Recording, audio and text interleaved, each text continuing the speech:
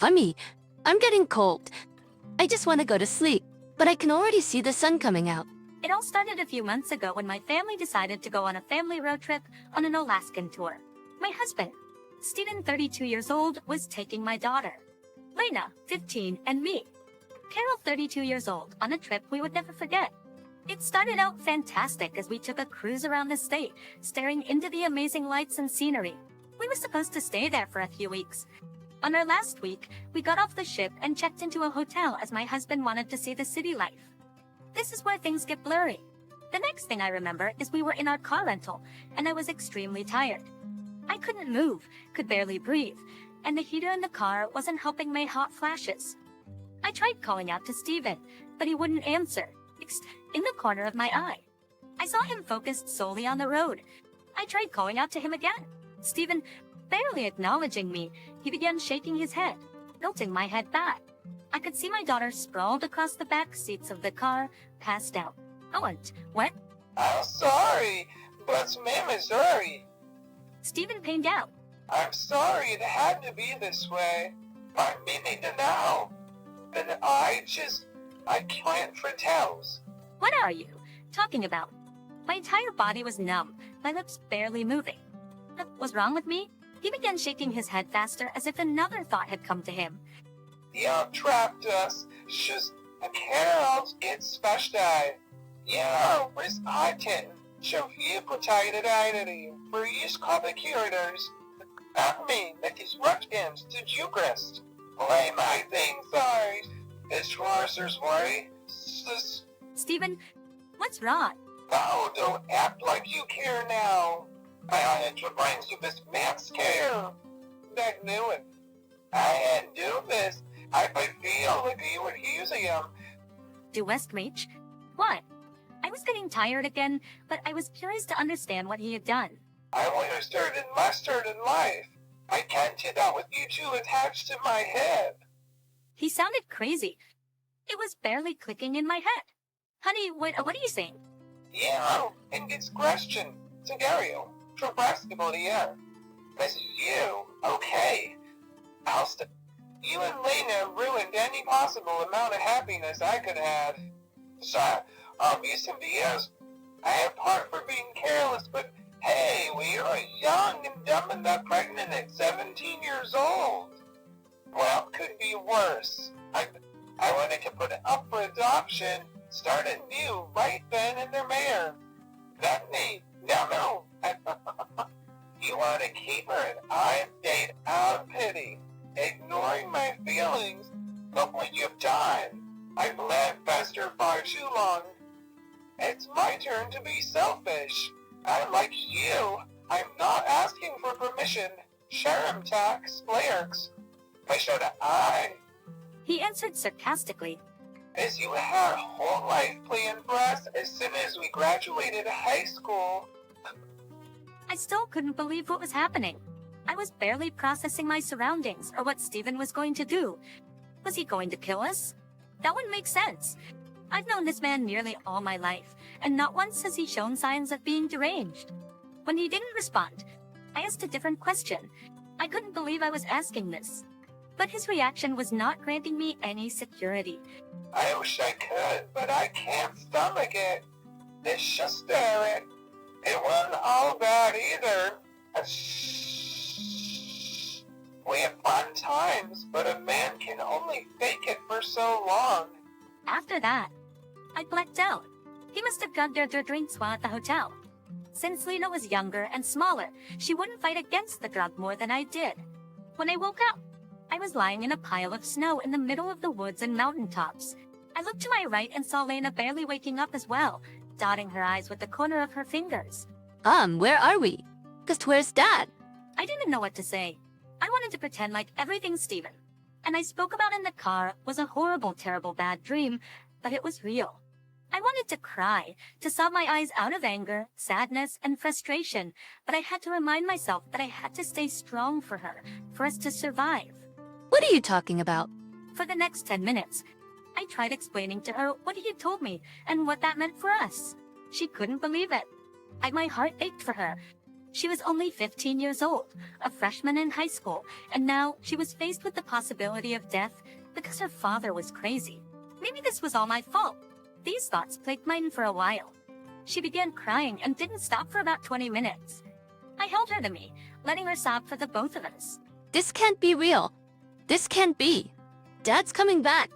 I wish I was lying, babe, but I don't think he is. Woody sakes. What? What are we going to do? She hiccuped. We knew we couldn't stay in this spot in fear of freezing to death. So we began walking, but to where? To what end? If starvation or the weather didn't kill us, a wild animal most certainly would. After a few hours of blistering our hands, we made a fire. It had a hard time staying lit, but luckily, I enrolled Lena in a survival camp when she was in middle school, so those skills came in handy. In the coming weeks, we lived off wild berries and snow. We were extremely malnourished, but that didn't stop us from trying to stay alive. We were bound to come across wild animals, and when we did, we were not lucky. The 3 pack of wolves came to us, and unfortunately, Lena was terribly bitten on the leg. The only reason we survived was I found a log large enough to catch on fire and hurled it their way, causing them to scream in fear. The snow wasn't melting anytime soon. Right above Lena's ankle was engorged with a large and deep bite mark. We didn't know what to do. What if the next pack comes our way? What if a bear? Anything and everything could be around the corner, and in some ways, it was a good thing this was the first time we saw an animal. I helped with Lena's wound as best as I could, wrapping it securely with the only fabric I had on my back. My soiled t-shirt was stained with dirt, blood, and sweat. I zipped my winter coat all the way up my neck. The bleeding eventually stopped, but now I was worried about infection. She was in great pain and much stress. I didn't know what to do.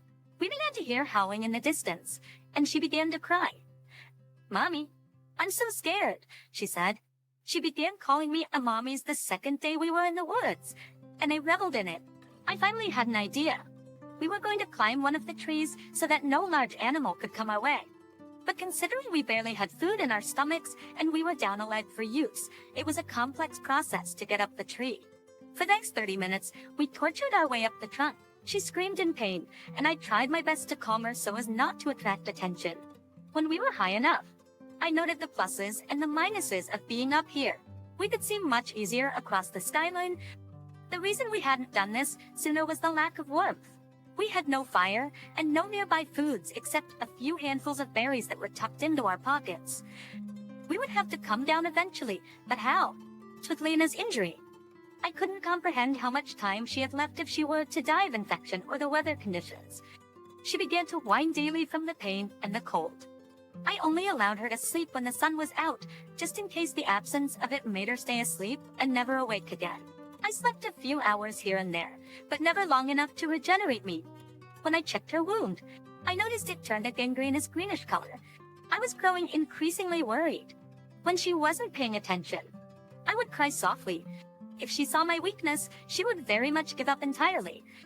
We were getting weaker, tired, and hungrier. I didn't know what else to do except pray. The bright side to being on top of the tree was that I could see farther long and wide.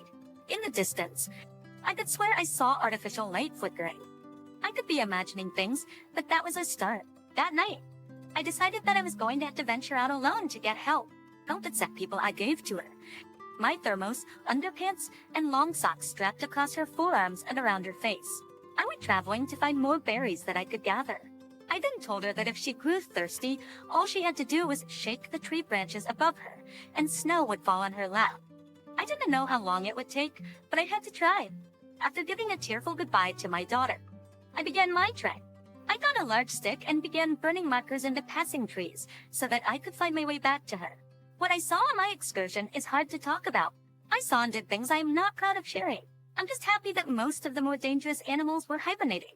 By day 15, I almost lost hope. My daughter and I were in the snow for a total of 32 days, and half of it, I was trying to find help that felt unattainable. I barely stopped or took any breaks. I have the scars on my ankles to prove it. Then a miracle happened. I found a road. I nearly screamed in happiness. I didn't know when the next car would come, so I began walking one way. It took a few hours, but I found headlights.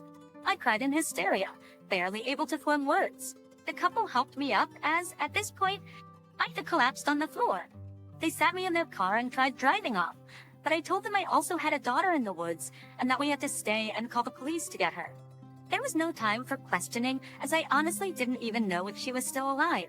They did as I asked, and in an hour or so, a squad of police and a helicopter came to her aid. I wish I could say it was easy to spot her, but it wasn't. It took an additional 3 days to find her. By the time we got to her, she was barely breathing. They were able to save her successfully, but there was a cost. Lana lost her leg due to the infection. She uses a prosthetic leg now. After getting to the hospital and her surgery went successful, it was time for questioning. I didn't know where to begin, so I spilled whatever would catch. I shared everything I knew about Steven and how he got to the woods. I soon discovered that he had gone missing at the same time as us.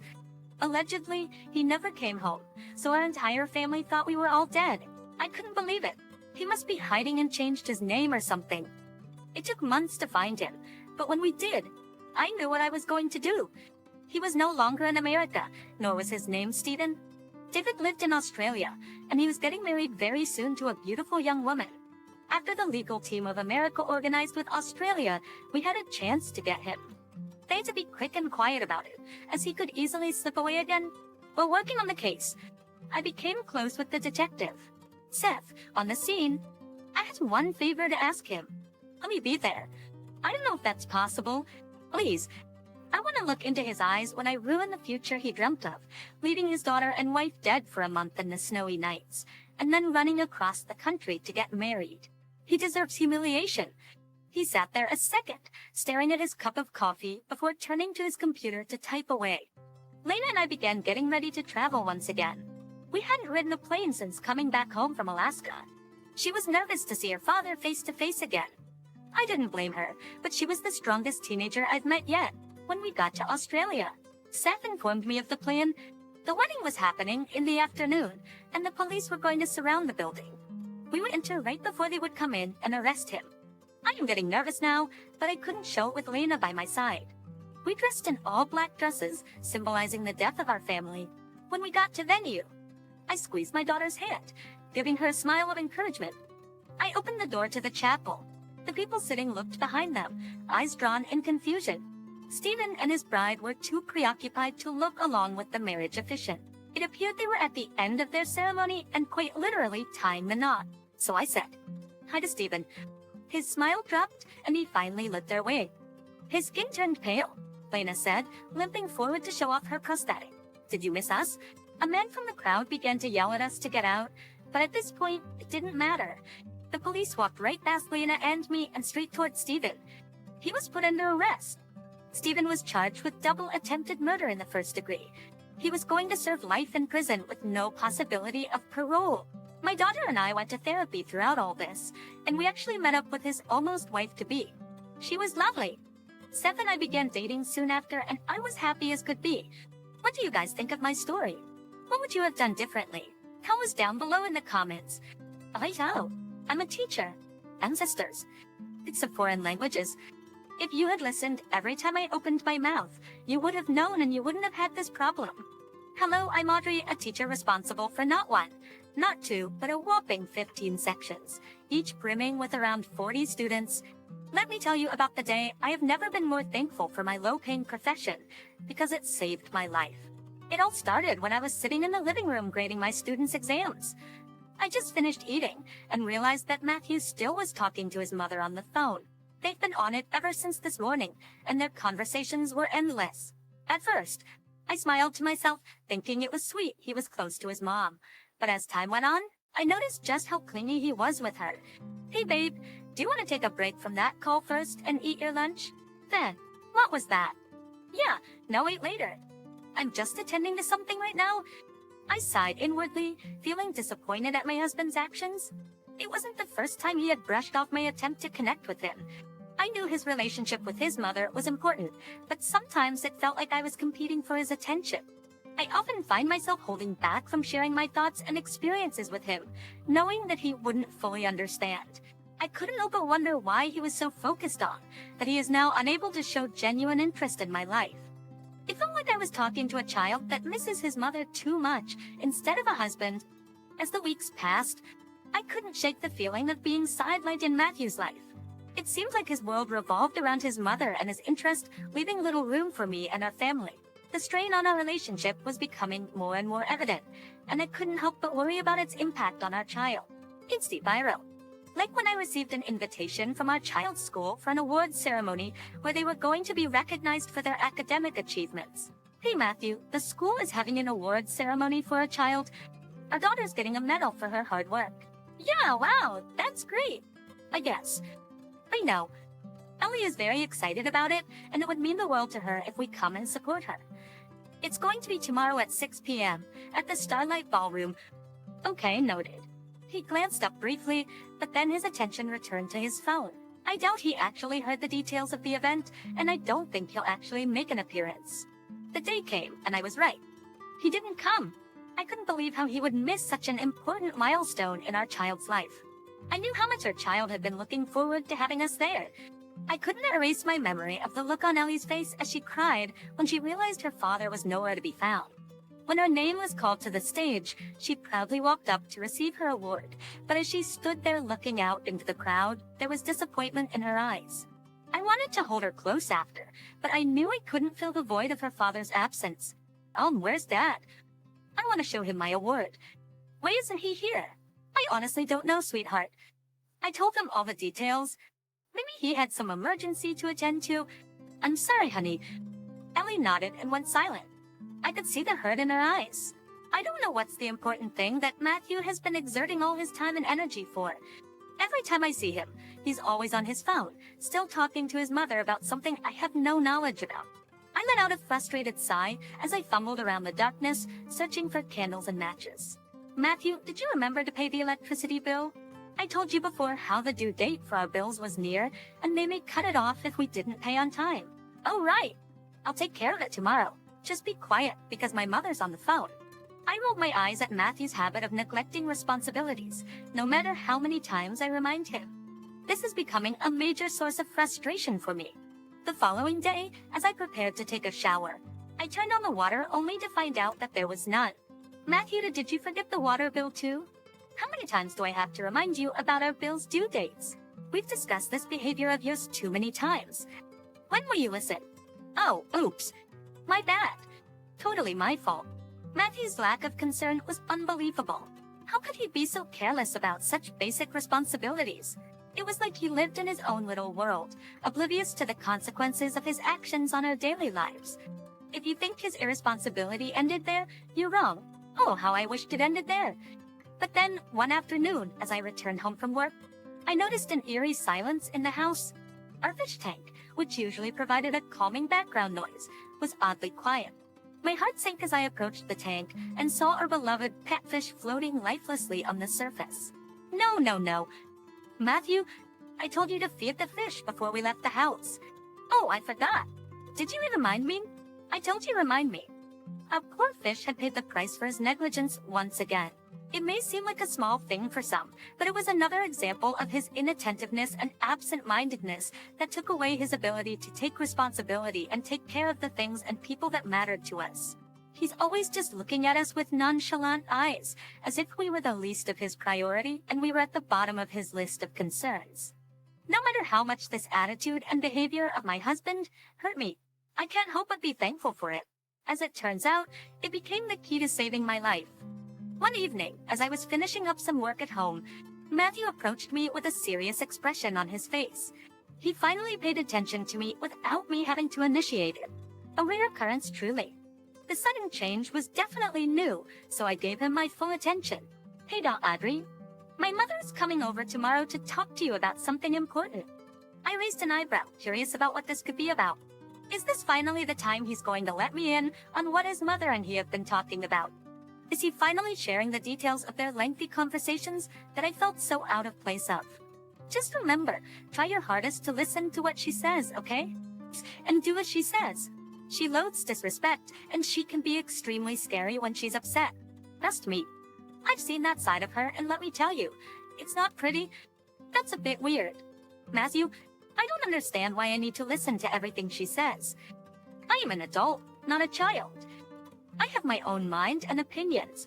I'm not going to be a doormat just because she does not approve of me. I know, but just this once, can you do it for me? It will make things easier for both of us, especially you. Simply being a teacher and not earning a lot, my mother already looks down on you hard. Can you really afford to get on her bad side? No, right? But now obey. His words stung, and it was highly offensive. I felt frustrated and hurt, but I couldn't do anything but suppress it. I didn't want to cause unnecessary family drama or tension between us three. Besides, it wouldn't kill me if I did it for both of them just this one time.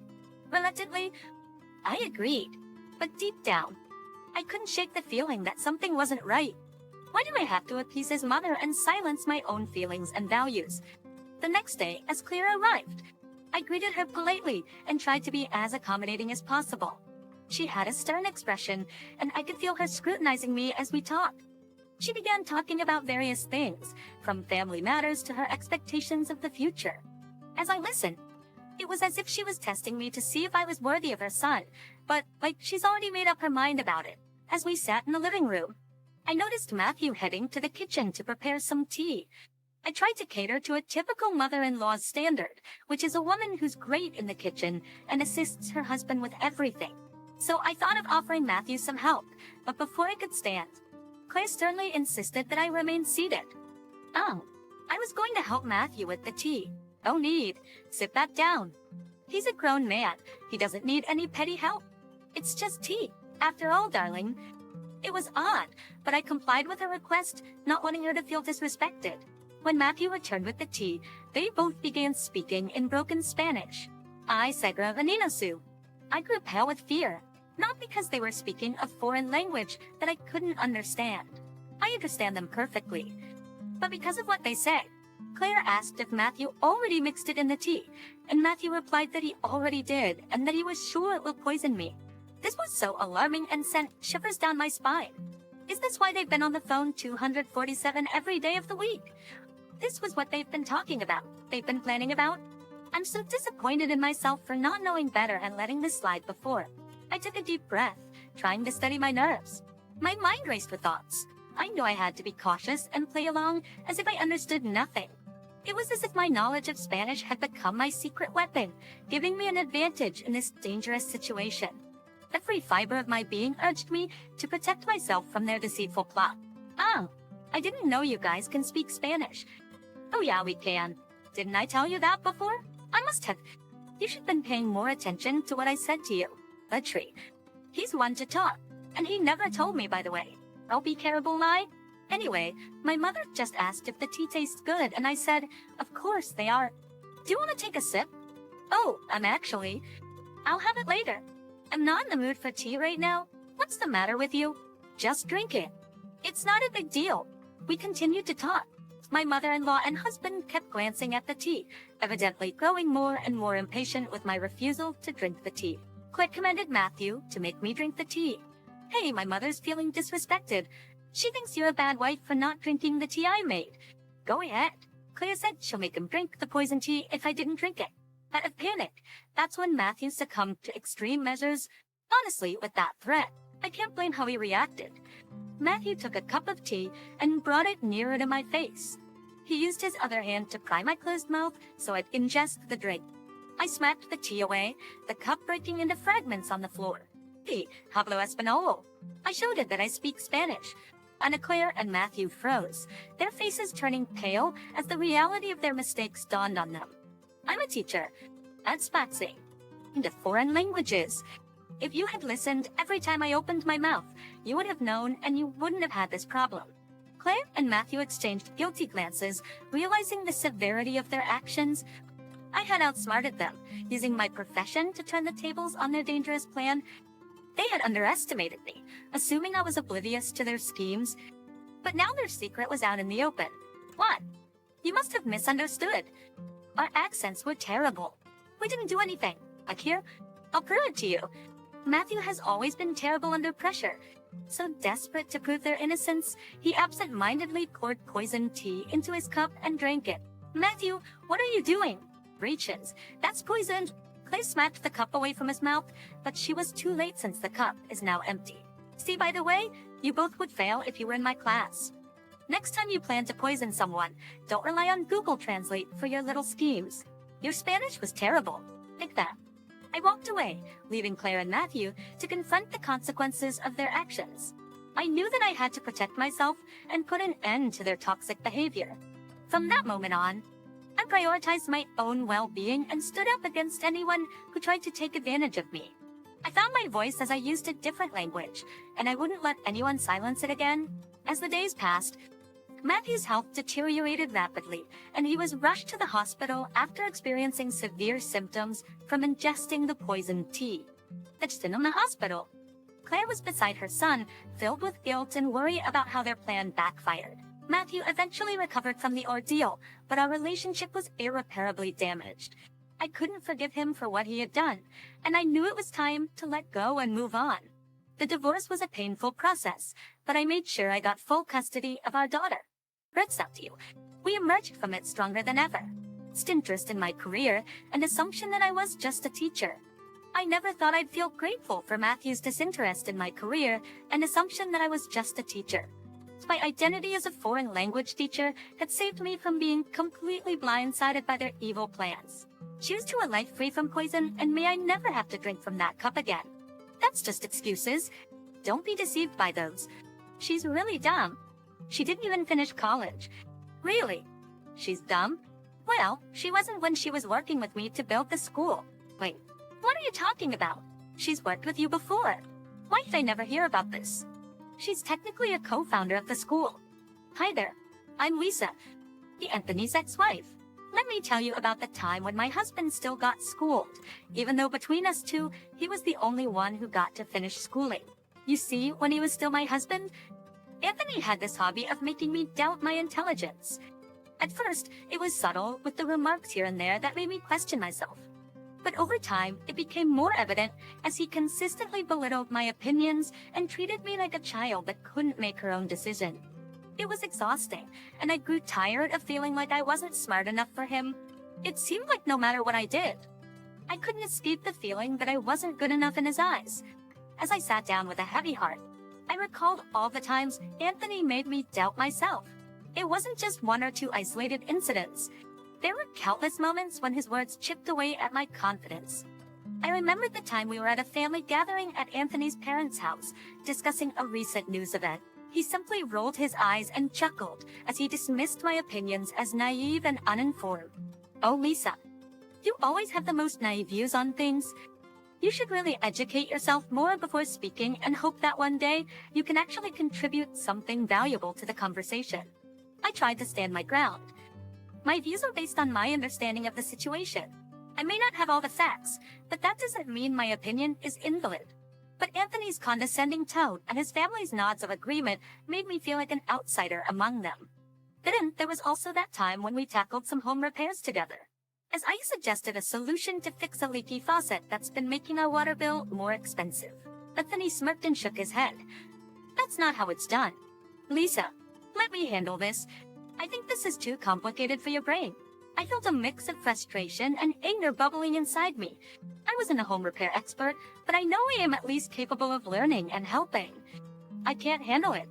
Just show me what to do, and I'll follow your lead. He reluctantly showed me how to fix the faucet, but his demeaning attitude, acting disappointed with my every move, made the experience far from enjoyable. One particular incident stood out vividly in my mind. It was when I mentioned that I was considering going back to school to finish my degree. I saw skepticism in his eyes. Do you really think you can handle college after all these years? It's not as easy as you think. I'm not even sure if you're cut out for that. It's a competitive field, and you need to be really smart and driven to succeed. It didn't take me long to realize that Anthony's constant belittling was rooted in the fact that I hadn't finished college. He knew that I had left my studies due to personal circumstances, but instead of being understanding, he used it as ammunition to make me feel inferior. I couldn't help but feel constantly judged for a choice I had to make years ago, one that has shaped me into a strong and capable person I am today. As I mustered the courage to have that difficult conversation with Anthony, life had a cruel way of intervening. Before I could confront him about his hurtful behavior, I received a shocking revelation. Anthony had already left me for another woman. It was midnight when it happened. Anthony had just walked through the door looking disheveled and guilty. It was evident that he had just come from spending time with someone else, and my heart sank as the pieces started to fall into place. Anthony, where have you been? Why did you come home so late, looking like you just did the deed with someone else? Anthony tried to avoid my gaze. Look, it's not what you think. I can explain. Sure, go ahead and explain it then. I'm listening. It's complicated. You were wet. Actually, you know what? I'm not even going to try and lie about it. This is my chance to break up with you. I'm cheating on you with someone else. What? I said what I said. Lisa, don't make this harder than it has to be. I'll pack up my things and leave tomorrow. People break up. It's natural. Let's all be mature about this. Are you serious about this? This is all so sudden, and you don't even look affected for one bit. Following remorse. What about our daughter? Don't you care about her? I can't just stay with you just for her. It won't be fair to any of us. I didn't even plan for this to happen. I just can't deny my feelings anymore. This woman that I'm now sleeping with, she's just so intelligent, ambitious, and beautiful. She challenges me, and she can keep up with me, unlike you. I felt so hurt and angry about how he could be this insensitive and disrespectful. All right, for Anthony, I don't need to hear all the details. If you want to be with her, then so be it. Just go. At first, the news left me devastated and broken. I couldn't help but wonder if all his belittling comments were about this other woman. Did he compare me to her constantly? Did he feel embarrassed to be with someone who hadn't finished college while she was accomplished and intelligent? It felt like my worth had been reduced to a simple educational qualification. But as days turned into weeks, something inside me shifted. I realized that his leaving wasn't a reflection of my worth or intelligence. It was about his insecurities and the flaws in our relationship. In a way, his departure was a wake-up call for me. It made me see that I deserved better, someone who loved and respected me for who I was, without judgment or comparison. Still, I couldn't shake the nagging fear in the back of my mind. Well, I firmly believed that educational attainment doesn't define a person's worth. I couldn't ignore the societal pressures and biases that still existed. I knew that in the real world, there might be people who would judge my daughter, just as Anthony judged me. It would hurt me to witness my own daughter being bullied by other men based on superficial measures like education. Because of this, I vowed to provide my daughter with every opportunity to succeed and flourish. I wanted to equip her with the tools to face the world confidently, no matter what challenges came her way. Enrolling her in the most prestigious school became my mission. I wanted to give her a head start in life and empower her to believe in herself and her capabilities. As I researched the top schools in the area, I knew that it wouldn't be an easy journey. The competition was fierce, and there were no guarantees of acceptance. But I was determined to do whatever it took to give my daughter the best chance possible. As the day for my daughter Daya's school enrollment interviews approached, I couldn't help but feel a mix of excitement and anxiety. As I arrived at the prestigious school, I clutched Daya's hand tightly. Entering the school, my heart skipped a beat when I spotted Anthony in the distance. He was with his new wife and their child, the one he had chosen over our life together. Seeing them together brought back a flood of emotions, and I couldn't help but feel sadness in my heart.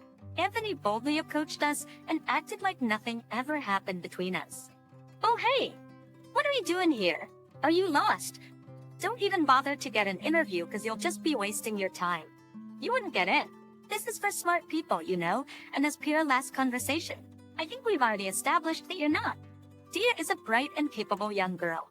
She deserves a chance like anyone else. Huh? Do you really believe that? Tremont, that will only be possible if she inherited 100 of my intelligence. So just pray that that is the case. With that, he walked away. I can't believe that even if we're no longer together, he still managed to sneak and belittle me once more. I took a deep breath and reminded myself that this day was about Ia and her future. I wouldn't let anything distract me from supporting her in this important step of her life. As Dia and I were about to enter the room for the interview, I noticed Anthony's gaze fixated on someone behind us.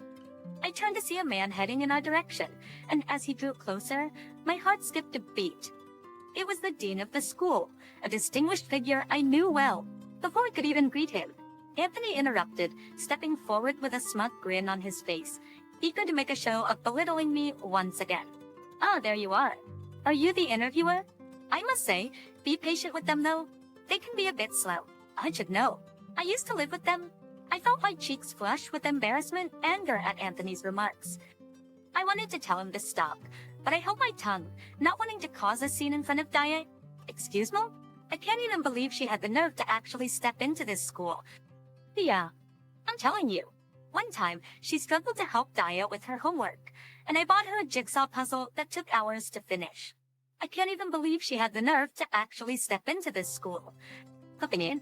I struggled with Dia's homework and the jigsaw puzzle because I had to juggle it with the household chores you never offered to help me with. That's just excuses. Don't be deceived by those.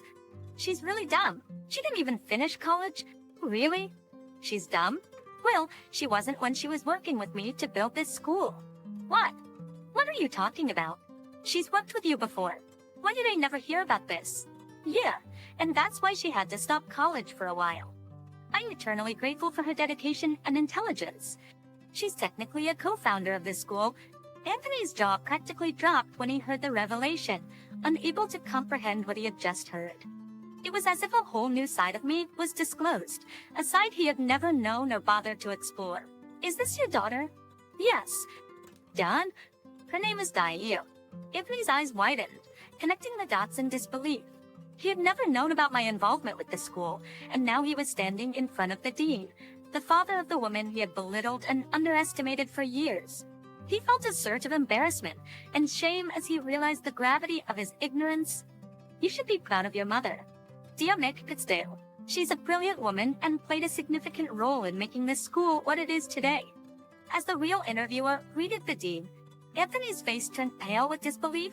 He'd been expecting the man to be the one conducting the interview, not realizing that the esteemed figure standing before him was the dean of the school.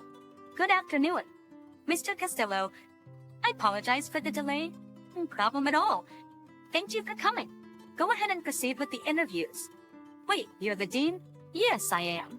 And I must say, it's incredibly not smart to be unaware of that fact when you're enrolling here. Now, I believe you've wasted enough of our time. I think you're smarts enough to just walk away. He was humbled by the revelation. Anthony mumbled a quick goodbye and left the room without a word. As the door closed behind him, I felt relief, validation, and a sense of vindication. At that moment, Anthony's arrogant demeanor crumbled as he was humbled by the revelation. With newfound confidence, I entered the interview room with DA, knowing that I had nothing to be ashamed of. My past accomplishments and contributions were valued and recognized by none other than the dean himself, a man who had witnessed my intelligence and dedication firsthand. Daya's interview went exceptionally well, and I couldn't be prouder of my daughter's poise and confidence. She answered every question with intelligence and maturity, and I knew deep in my heart that she had what it took to excel in this prestigious school. Though no doubt, Dia had left a lasting impression, and I knew that she had made a strong case for herself. As we left the school that day, I felt a sense of relief and pride. Anthony's attempts to undermine us had failed, and Dia had proven her worth all on her own. A few days later, we received the news we had been waiting for. Dia was accepted into a prestigious school. The joy and pride in her eyes were enough to drown out all of Anthony's hurtful comments. Dia had proven that she was more than capable, and I couldn't have been happier for her. I realized that it didn't matter what Anthony or anyone else thought of us. We and me didn't need his approval or validation. What mattered was our belief in ourselves, and our ability to rise above the negativity. As for Anthony, his words had lost their power over me. It was also too late when he realized that not only did his words and actions fail to sabotage Daya's chances, but he had also potentially hindered his own child's success. The encounter with the dean had not only exposed his ignorance, but also shattered the illusion he had created for himself. Turns out, life's enrollment interview had a surprise twist, and it wasn't just Daya who aced it, but Karma too. Better left next enrollment, I guess. Now, about jail. Tell me this isn't true. You are so funny. Why are you acting like this? You can't waste good meat. What have you done? He was my friend. He was my buddy. Oh, I'm going to be sick. People always say that the way to a man's heart is through his stomach. But let me tell you about the time when food caused 2 broken relationships. It all started when I couldn't contain my excitement as I chatted enthusiastically with my friends at a quaint coffee shop. My eyes sparkled with joy as I spoke about my new relationship with Alex, a food blogger known for his culinary adventures around the world. You won't believe the amazing life we lead. Alex's job takes us to so many countries, and we get to savor the most exquisite dishes from every corner of the globe. My friends leaned in, captivated by my tales of gourmet delights and worldly adventures.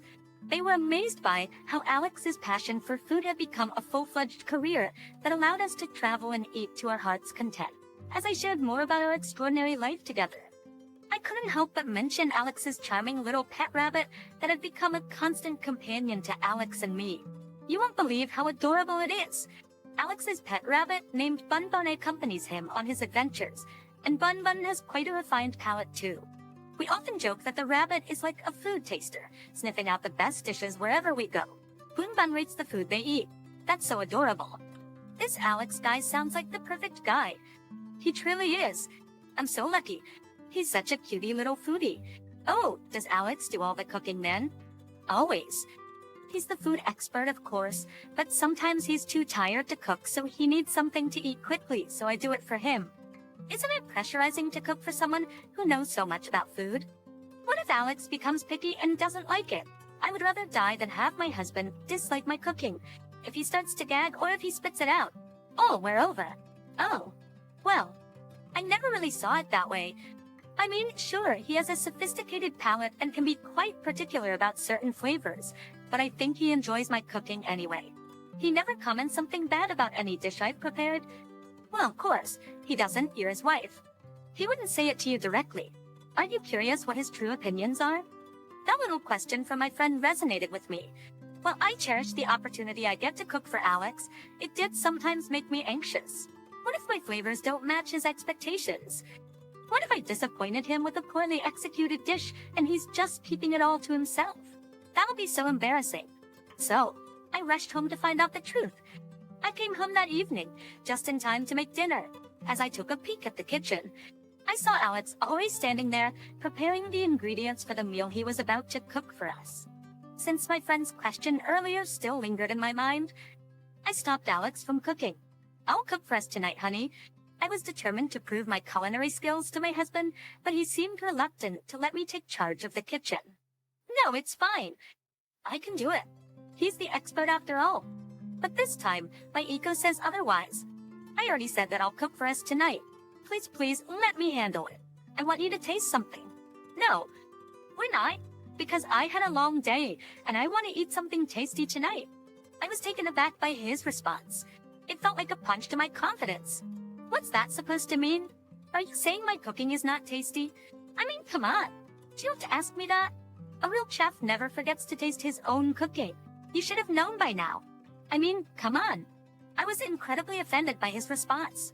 All this time, I put so much love and effort into my cooking, hoping it would delight Alex. Now, it was revealed that my culinary creations were not enough to satisfy him. So all this time, you didn't like my cooking? Why didn't you say so? Because I knew you'd react like this. Let's just face the fact that maybe cooking isn't just your thing. Okay, fine. I'll make something different tonight, something that will surprise you. Then, you tell me your honest thoughts. As I prepared a new recipe that I researched on my way home from the coffee shop, my mind was filled with doubt and insecurity from what Alex said to me. But I was determined to prove that he was not the only one who was knowledgeable about food. So dinner was served, and I watched anxiously as Alex took the first bite. He chewed thoughtfully, and my heart pounded with nervousness. Well, my heart jumped with glee. I knew I had it in me, and that he was wrong about my cooking skills. I knew I could create a dish that would excite Alex's palate. My mind was ready to forget my friend's questions, and my husband's reaction earlier until Alex finished his sentence. You wasted both of our time. It's the same, it's bland, it's flavorless. If this is an actual food review right now, it wouldn't even make the cut for my YouTube videos. My heart sank as Alex's harsh words pierced through me, leaving me feeling crushed and defeated. I had poured my heart and soul into preparing the new recipe, hoping to prove my culinary skills to my husband. But instead, his scathing review only added to my long list of doubts and insecurities. I'm so sorry. Alex, I didn't mean to disappoint you. I promise I'll do better next time. I'll learn from my mistakes, sign up for workshops, and make sure to create something that truly excites your taste buds. But Alex seemed unmoved, his mind already made up. Here we go. I've been wanting to tell you this. It's not just about this one dish. Vanessa, it's about all your cooking. You're just not good for my brand. Who would believe that the food expert, would have a wife like you? They might second-guess my taste, and that will surely destroy my career. And tears welled up in my eyes as I struggled to comprehend my husband's hurtful words. I couldn't understand how my cooking became a liability to him. Do you know how many comments I had to hide and delete from my videos since they were asking about your cooking skills? Bun Bun might die if he were to rate this one. I think it's time for us to see other people, someone on the same level as where we are in life. The room fell silent, the weight of his words hanging heavily in the air. It was a moment of truth, where both Alex and I faced the harsh reality of our differences and the strain it had put on our marriage. A few days after our painful separation, news of Alex's new relationship spread like wildfire. Her name was Maxie, a vibrant and talented woman who is also a well-known YouTube personality in her own right. As the news of their relationship broke, many couldn't help but see how perfectly matched they were. Both Alex and Maxie were passionate about food, and their love for culinary exploration had brought them together. They connected through their mutual admiration for each other's YouTube channels, and it was evident that they shared a deep respect for each other's talents. Their relationship blossomed quickly, and they were often seen collaborating on exciting and unconventional cooking projects. Their chemistry on and off-screen was undeniable, and fans just couldn't get enough of their dynamic duo. They laughed, they teased, and they genuinely enjoyed each other's company, making it clear that they were not only partners in love, but also in their culinary endeavors. One day, I stumbled upon a live cooking challenge on my feed. But curious, I clicked on the video and saw that it was Alex and his new girlfriend Maxie. It was a challenge where they had to be blindfolded and were tasked to surprise each other by preparing their own favorite dish. Despite the initial pang of hurt and hesitation, I decided to watch the live stream. Part of me still had a soft spot for Alex, and I couldn't resist seeing what he had been up to in the kitchen. Plus, I have to admit that I was a little curious about the new love of his life, Maxie. The challenge began with Maxie blindfolded, seemingly confident and playful, as she tasted the dish Alex prepared for her. As Alex placed the dish in front of her, she took a bite and her face lit up with delight. My heart sank when I recognized the dish. It was the very same one I had prepared for Alex on the night of our breakup. A wave of mixed emotions washed over me as I watched Maxie enjoy the dish. On one hand, I felt proud that he still remembered the dish I made for him that night, but on the other hand, it hurt to see him sharing such a special dish with someone else, the same dish that broke us up. Then it was Alex's turn to be blindfolded and taste Maxie's dish. I watched anxiously as Alex took his first bite, and I held my breath, waiting for his reaction. Wow, the aroma is incredible. This is amazing. Not Maxie. I can taste the complexity of the spices and the perfect balance of flavors. And the texture? Super barat. I couldn't help but feel jealous and insecure as I listened to Alex showering Maxie's dish with compliments, something he couldn't do with mine. But you know, I've traveled to hundreds of countries and tasted thousands of their best dishes, but this is nothing I've ever had before. Well done, my love. As the couple savored the moment, they shared a sweet kiss, sealing their culinary challenge with Maxie's triumph. But then, things took an unexpectedly dark turn. As Alex prepared to give his rating for the dish, he tried to call for Bun Bun, ready to include his beloved pet in the culinary evaluation. Alright, with that being said, Bun Bun and I rate this dish 100 out of... But just as he was about to continue, he noticed that Yunaway was not in his usual spot. Wait, Bun Bun? Come here. Time for the rating. That's weird. He'd usually hop over to me when I call his name. Alex's voice trembled with worry and fear as he searched desperately for his furry friend. His calls for Bun Bun echoed throughout their room, but there was no response. Darn it. Where's Bun Bun? Is my pet rabbit? And then it dawned on Alex. His expression turned from confusion to devastation as the horrifying truth sank in. He'd been feasting on his beloved childhood pet, Bun Bun, without even realizing it. Thought of Demwe. No way. Tell me this isn't true. My heart broke for him. I knew how much Bun meant to Alex and how they were together ever since the start of his YouTube channel. And this revelation was a devastating blow. You are so funny. Why are you acting like this? He's just a rabbit, you know? You can't waste good meat. Alex could only shake his head in disbelief, unable to find the words to express his feelings. The reality of the situation was too much to bear, and he was left grappling with the guilt of unknowingly partaking in a dish that held such sentimental value. What have you done? He was my friend. He was my buddy. Now we ate him. Oh, I'm going to be sick. What's the big deal? You were feasting on it earlier like you were deprived of food and water for days. You even showered the meal with lots of compliments. And now you're going to switch up. Let's get a new rabbit. They're all the same. They just differ on how you cook them. After the devastating incident, Alex couldn't bear to stay with Maxie any longer. He walked out on her, breaking off their relationship and leaving behind the woman who had callously taken away his beloved Bun Bun. The YouTube couple was never seen together again, and the fallout from the breakup was felt across social media. At first, fans were sympathetic towards Alex, offering their condolences for the loss of Bun Bun. But soon, they started to drift away from his channel. It became evident that many of his viewers had been drawn to his videos because of the adorable bunny that was a constant presence in his content. With Bun Bun gone, there was no longer a reason for them to tune in. As the views and likes dwindled, so did Alex's income from his YouTube channel. He struggled to find new content that could captivate his audience and summon his old fans back, but it seemed like nothing could fill the void left by his dear pet. The once thriving channel was now slowly dying, and with it went Alex's source of income, friendships, and self-worth. Meanwhile, Maxie's career took an unexpected turn. The horrifying incident with Bun Bun made her infamous, and she became a controversial figure in the world of social media. However, she shamelessly used the scandal to her advantage, portraying herself as a bold and daring personality who was unafraid to take risks.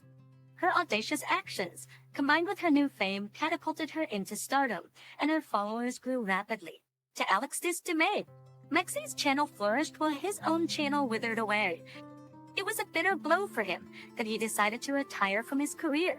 He claims that he was so traumatized that he could barely eat anymore since every bite tastes like his Bun Bun. If he only had a rabbit's foot to keep him away from all these unlucky incidents. Oh wait, he already ate it. Mom, what did you do? I destroyed everything. Angelo, your precious house is in shambles. This is what happens when you choose that witch over me. Let's see if you'd still want to stay here now that everything's in pieces. Now will you come to visit me? There's nothing to see here anymore. Mom, listen to me. You need to get out of there immediately. Hello, I'm Bella. My husband Angelo and I just bought a new house in a new city. But because of what my mother-in-law did, I think we're not the only ones who are going to move out. Moving to a new city with Angelo was both exciting and liberating. Our decision to find a fresh start in a different place was fueled by a desire to escape the constant interference of my mother-in-law. Hazel, our old house had been marred by her unannounced visit and relentless critiques, making it difficult for us to enjoy the peace and privacy we craved. In our old house, Hazel's unexpected visits were like a never-ending nightmare. It didn't matter what time of day it was or what we were doing, she would just show up unannounced and make herself at home. I vividly remembered one particular occasion when she barged in while we were having a relaxing afternoon on the couch. Knock, knock, knock. Angelo and I exchanged a quick glance, knowing that Hazel never bothered to wait for an invitation. Oh, nothing. I just thought I'd drop by to see how you're managing this hazardous place that blocks out the natural flow of energy. I bit my tongue, not wanting to engage in an argument. Our house was fine, but Hazel always found something to criticize. We're doing just fine. Fun. Thanks for your concern. Can we help you with anything? Ignoring her son's response, she continued her inspection, pointing out every flaw she could find. Look at this mess. The layout is all wrong, and don't even get me started on this color choice. It's just plain ugly. Did you even consult an architect and an interior designer for this? Actually, Angelo and I really like the layout and colors. It suits our taste perfectly, and we spent months discussing its details. You should have asked for my advice first before buying this place. I could have helped you find something better. Oh, and everything is so dirty. Have you even cleaned properly? How could you live with such filth? You might as well be homeless. Actually, we just finished cleaning before you arrived. It's spotless. My mother-in-law seemed determined to find fault in everything. We just couldn't wait for all of her ramblings to be over. After what felt like an eternity, she finally decided to take her leave. Well, I'll be going now. Let's make sure you take my advice and fix all the problems I pointed out. Hazel's nosy, intrusive, and constant presence persisted to the point that our neighbors, who witnessed her frequent appearances, started to speculate about her relationship with Angelo and about the current burglary incidents. One day, as I chatted with our friendly neighbor, Mrs. Thompson, she hesitated before sharing some gossip. You know, Bella, I don't want to pry or stir up some non-existent issue, but I've been seeing that woman around a lot lately. Is she involved with your husband? Oh, no, not at all. Well, she's always lurking around your house. I wonder if she's up to something bad. Yeah, and she's always eyeing your home? It's like she's trying to find something valuable to steal. Could she be the culprit of those burglary incidents? Oh no, I don't think so. To be honest, Angelo and I know that behavior of hers all too well. Oh dear, that's so scary. Should we call the police? Oh, actually, that's Angelo's mother. Yeah, she can be a bit, well, overbearing, but she's a good person once you get to really know her. I lied to them. My mother-in-law's behavior was extremely disrespectful. I can't help but think why she's like that. Is she just that fond of houses? Is she really concerned for our safety? Or is she just threatened that her son is now living in a different home with a different woman without her? My mother-in-law's intrusion reached a whole new level of discomfort when we were in the middle of a sexy moment, and Hazel showed up, barging into our bedroom without knocking, catching us both off guard. Angela, sweetheart, I need to talk to you about something important. We quickly scrambled to cover ourselves, feeling incredibly violated and angry. Mom, can't you see we're busy? This is incredibly inappropriate. You should have at least knocked first. Oh, don't be silly. I'm family. I don't need to knock. Besides, we're all adults here. I remember when your father and I used to. Get out of here immediately? Hazel finally left, and we took a moment to catch our breaths and process what had just happened. It was our last straw. It was clear that her behavior was becoming more and more invasive, and we knew we had to take a stand to protect our new life and our new home. So here we are, settled into our new home, and I couldn't help but feel a sense of relief over me. I can't believe I finally made it here. It's a fresh start. Bella, no more unwanted guests or constant judgment. And he was right. In our new city, Hazel's unexpected visits were a thing of the past. Our neighbors welcomed us warmly, and we quickly felt a sense of belonging in our community. Life in our new home was blissful, but it wasn't long before Hazel's intrusive ways found their way back into our lives. Bridge time. Angelo politely rejected her, citing his busy schedule.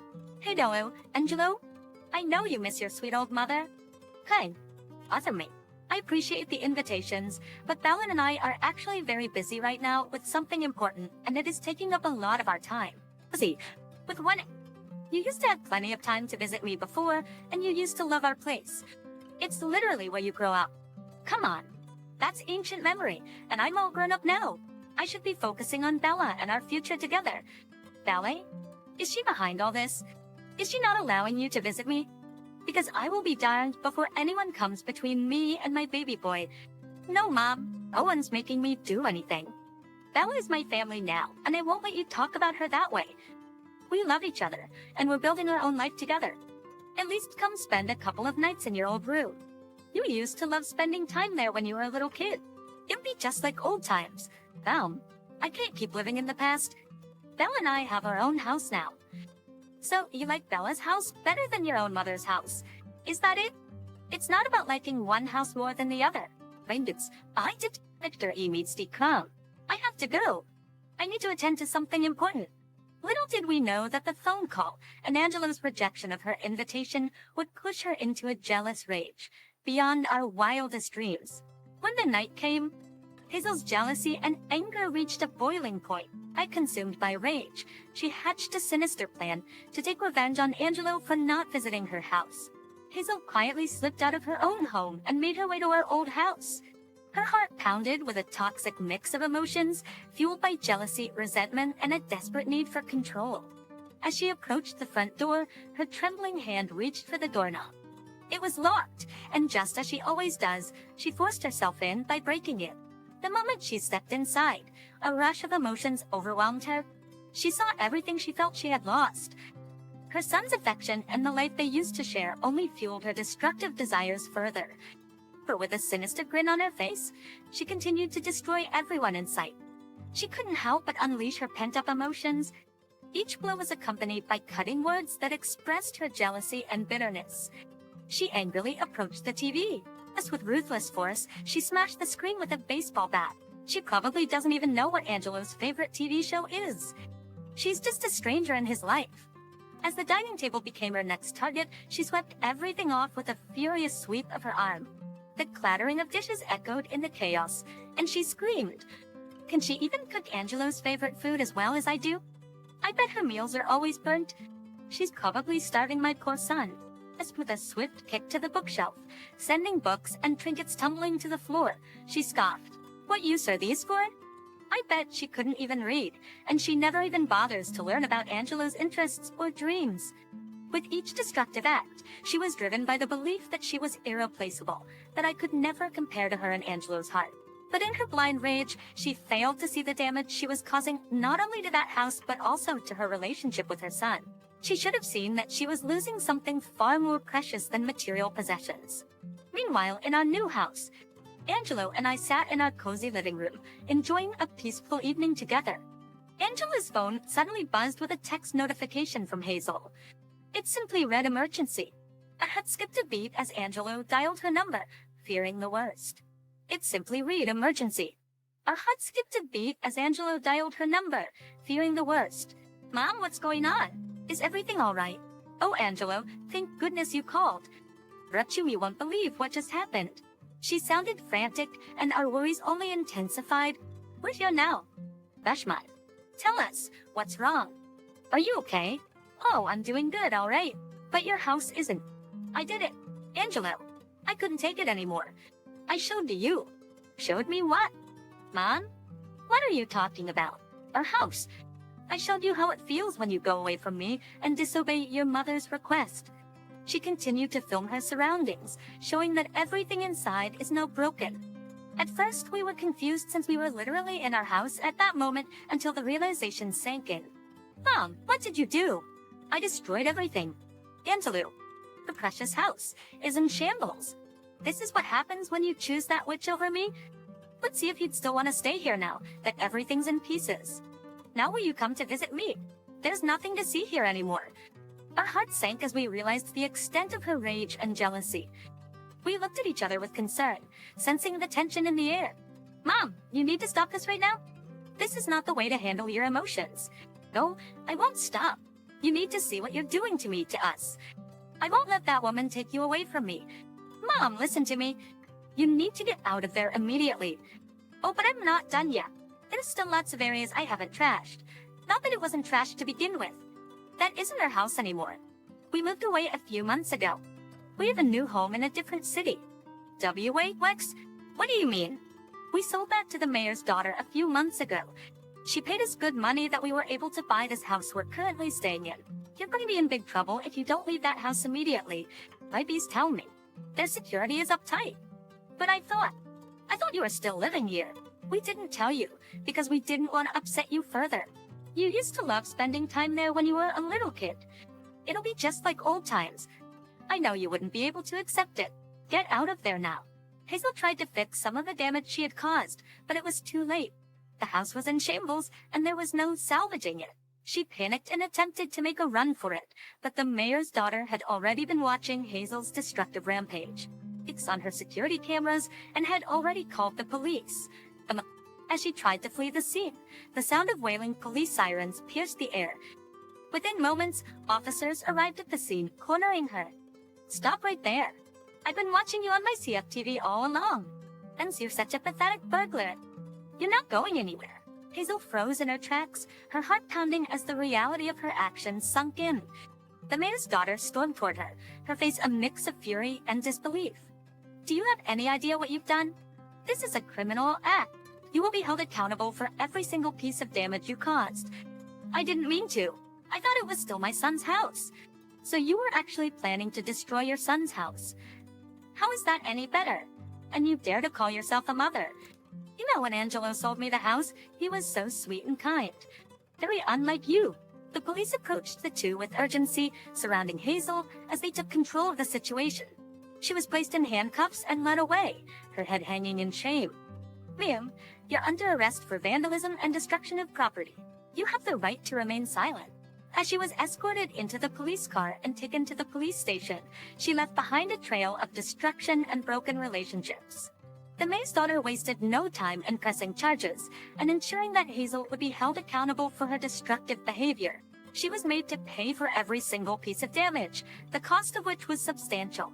As the days passed, Hazel remained in jail, facing the consequences of her behavior. It was a harsh wake-up call as she was forced to confront the impact of her actions on her relationship with her son. And so, as the dust settled and the shattered glass was replaced, one thing was certain. Nothing could ever repair the damage done to the mother-son bond they had. That will teach her that she's the destroyer of homes all along and not me. Hazel, next time, leave the destruction of houses to the demolition experts.